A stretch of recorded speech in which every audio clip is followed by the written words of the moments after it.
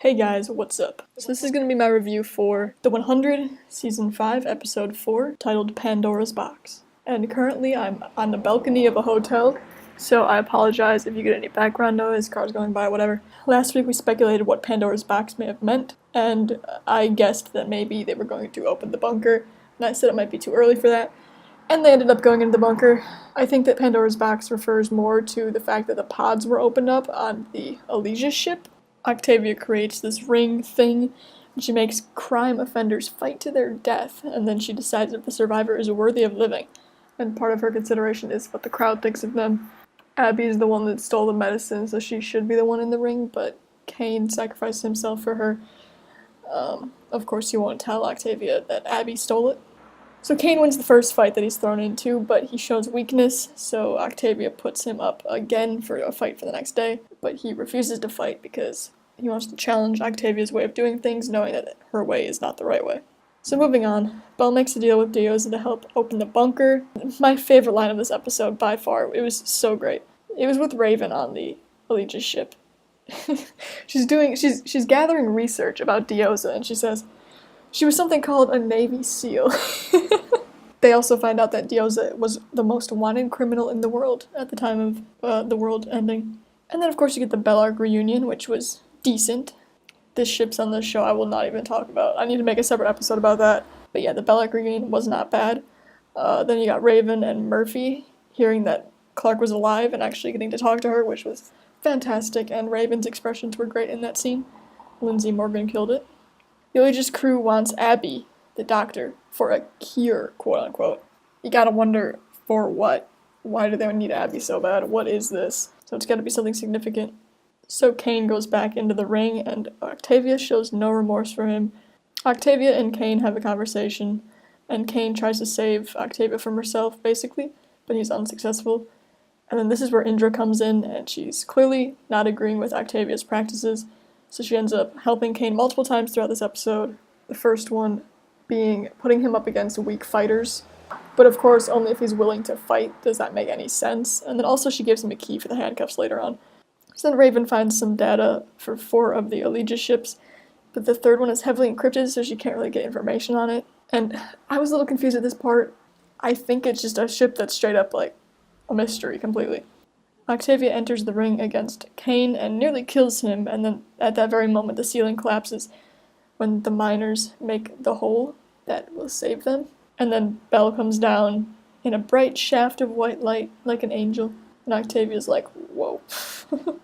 Their reunion made me cry, can't lie. It's sad to see where Octavia is right now, but she needs somebody like Belle to try and bring her back. The grounder shake between Octavia and Clark was amazing. It's like these two powerful leaders.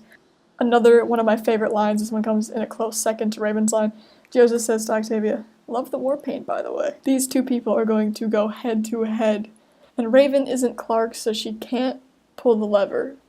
Not that she can't, but she was having a hard time accepting the fact that she might have to. So basically Murphy sacrifices himself and says, oh yeah, I'll do it. So then in many reunions, we see Abby and Clark reunite, which is great, except for the fact that Abby was literally popping pills a second before Clark walked in. Not good. Diosa gets word there's 814 people in the bunker, and that is an army. It's not something that they really want to deal with, so it becomes a problem for her. Diosa speaks to Shaw about Raven, and he says, she even had time to flip me the bird, and an image of a raven is flashing on the screen. I also love that part. Diosa threatens Raven and Murphy's life by opening the door to suck their oxygen out, but of course Raven being Raven figures out that if they open the pods, they're not going to sacrifice all of their soldiers or their prisoners just to kill Raven and Murphy, so it works, and they close the doors. Then, the dude from Diosa's side, I'm not sure of his name, but he freaking tried to air pulse, or whatever, air grenade Octavia, and some dude jumped in front of her, like classic Save the Commander style, and got obliterated, like to nothing.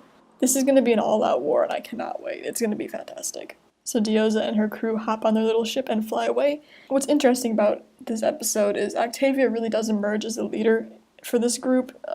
Not just her group, but also Clark kind of fades in the background because she's so focused on reunions and stuff. And her mother role is going to play a bigger part in this season, I think, than her leadership role.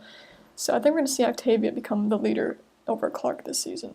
And I think the focus will definitely be on her as a leader. And lastly, I want to talk about next week's episode, 505, Shifting Sands. Based on the trailer, it looks like there's going to be a sandstorm, but worse. It's not like a normal sandstorm. It seems pretty intense. So it looks like it hits our group's camp.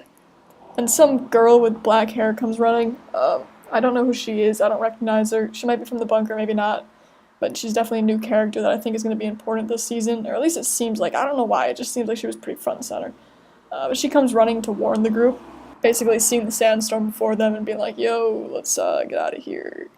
And then we get the weirdest part of this trailer, which is the freaking alien thing inside of some dude.